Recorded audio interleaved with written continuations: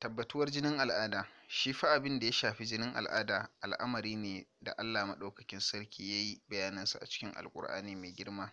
Allah yana cewa, Bismillahirrahmanirrahim. Kuma suna tambayar ka dangane da al'ada, ka ce shi ɗin nan cuta ne, ku nisanci saduwa da mata a lokacin al'ada, kar ku kusance su har sai sun yi tsarki, jinin ya ɗauke. Idan suka tsarkaka suka yi wanka, to ku je musu ta inda Allah ya umarce ku. Lalle Allah yana son masu yawan tuba kuma yana son masu tsarki. Suratul Baƙara aya ta 222.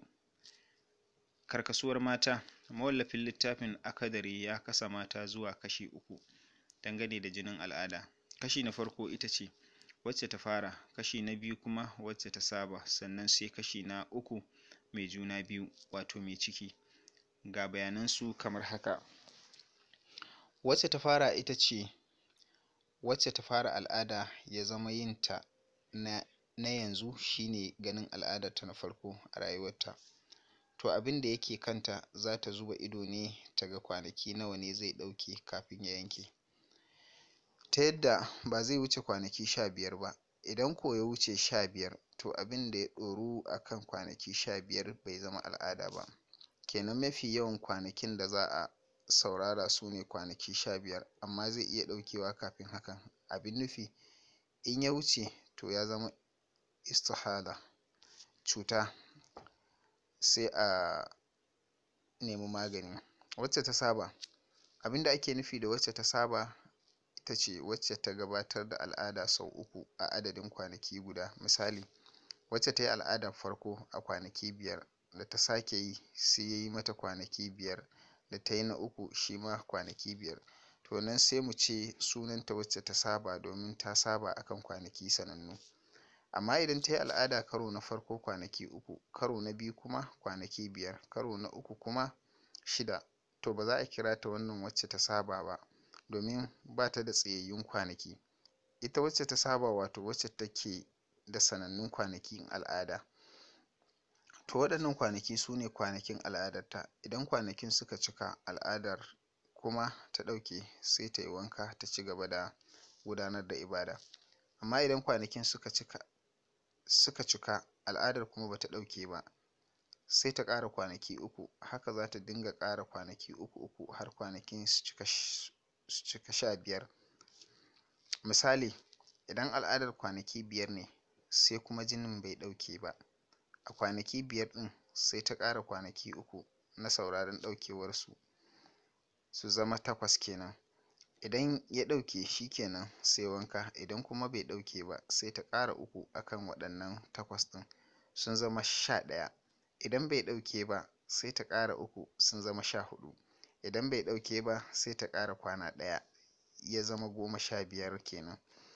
Sai ta yi wankan kammala al'ada, ko ya ɗauke ko bai ɗauke ba, domin kwanakin al'ada maƙurarsu shine kwana 15 kuma sun cika. Abin da ya ci gaba da zuwa ba sunansa jinin al'ada ba, sunansa jinin cuta, sai a nemi magani. Mai juna biyu ita ce mai ciki. Galibin mata masu juna biyu ba sa al'ada, saboda haka da zarar mace tana da juna biyu ciki sai kuma ta ga al'ada, to kar ta yi sakaci wurin tuntuɓar likita. Idan al'ada ta zo wa mace mai juna biyu, to idan cikin ya kai watanni 3 zuwa 5, za ta iya yin al'ada ta kwanaki 15 zuwa 20. Idan kuma cikin ya kai watanni 6, to al'adar za ta iya ɗaukar kwanaki 20 zuwa 25. Kar a shafa'a wurin tuntuɓar likita idan ana da juna biyu kuma aka ga jini. Alamar ɗaukewar jinin al'ada. Idan jinin al'ada ya ɗauke, akwai alama da shari'a ta sanya domin ya zama shine manuniya akan cewar al'adarki ta ɗauke. Waɗannan alamu sun kasu gida biyu, kuma kowacce tana cin gashin kanta ne. Su ne kamar haka. Bushewar gaba. Abin da ake nufi a nan shine mace ta shigar da ƙyalle ko auduga cikin gabanta, ta fito da ita a bushe, ba wani jini a tare da ita. to da zarar ta ga haka to ta tabbata al'adarta ta ɗauke.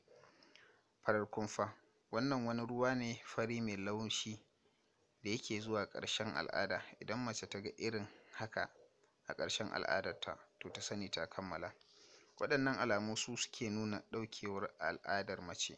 Idan mace ba ta taɓa ganin al'ada ba sai a wannan karon, sai ta fara ganin bushewar gaba, to kai tsaye ta samu tsarki, ba sai ta jira farar kumfa ba. Amma idan wacce ta saba gani ce sai ta ga bushewar gaba, to malamai suka ce za ta ɗan saurara kaɗan domin jiran farar kumfa. Amma jinkirin ba zai kai ga fitar zaɓaɓɓun lokutan sallah ba. A dunƙule dai, kowane ɗaya daga cikin waɗannan abubuwa guda biyu yana nuna samuwar tsarki, ba lallai sai sun haɗu a lokaci guda ba. Da zarar alamar ganin tsarki ta tabbata sai ta yi wankan tsarki domin ta ci gaba da ibada. Domin idan ba ta yi wanka ba, ko da jinin ya ɗauke, mijinta ba zai sadu da ita ba, kuma ba za ta yi sallah ba da dai sauransu. Idan mace ta ga ruwa fatsi-fatsi ko diddiga-diddiga bayan ɗaukewar jinin al'ada, to kar ta damu, ta ci gaba da harkokinta na ibada. Dama matsalar idan ta gan shi a farkon jini ne, amma idan a ƙarshen jini ne to wannan ba komai.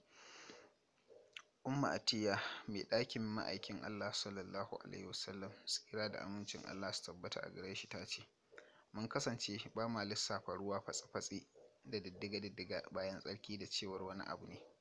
Abu Dawud hadisi na 307, Nasa'i hadisi na 368, Ibn Majah hadisi na 647.